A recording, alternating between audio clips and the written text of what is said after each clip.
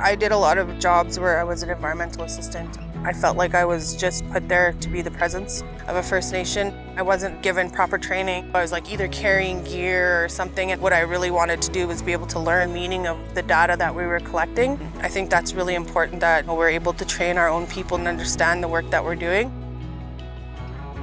When we're collecting our own data, our people can access it so we can show them and be like, okay, like this is when things started to go wrong.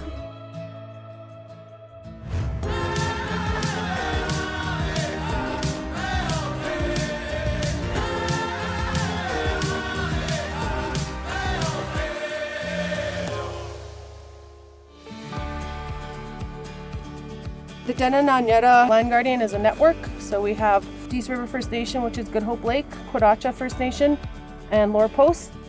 We have guardian programs that work with each other and do data management across the three communities. This is Michael Johnny. He works with the East River First Nation Guardian Program, so he's going to be coming out with us a few times this season to train on water monitoring.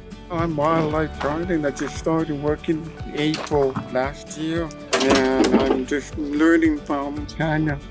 I'm going to go all the way across, reading flow measurements with this flow meter, and I'll read them out to Lisa. 2, 24, 24. Here's all the data. So it gives it to you in a graph.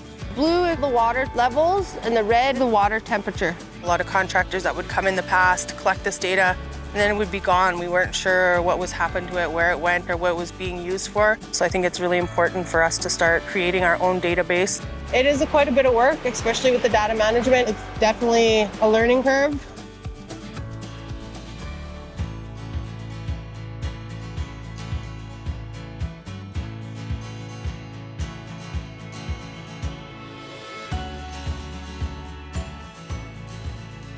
She's here to teach us how to do some monitoring and start our own data collection.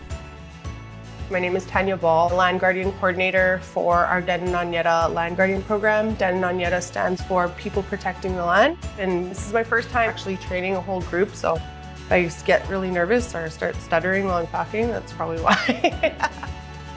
So we've started our own database with all of our data that is just Kaska is in control of it, and we set up 3 water sample sites. It came from a lot of concerns coming from elders and community members around placer mining. They're worried about specks on the fish and the drinking water. We have the wildlife cameras set up, and it'll help us with determining moose populations and locations. Even up here, we're having that same problem with the harvesting too. The moose population is dropping, caribou population is dropping. It would be nice to get some data collected on that. Just took a picture of spruce gum traditional medicine sent to our database that we're starting to collect now. This training with Tanya has been awesome. She's teaching us a lot.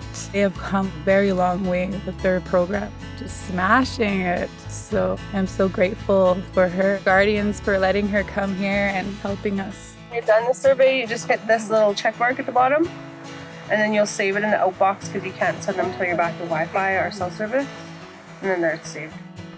Well, the Guardian program, we're all looking for pretty much the same thing, like keeping our language and our knowledge strong. I also want to talk about incorporating the traditional language into the surveys for wildlife, weather, place names. We incorporate the Kaska language into ours, so I think is really important in incorporating into your Guardian program. Start with Lost Lake. No fuego dead.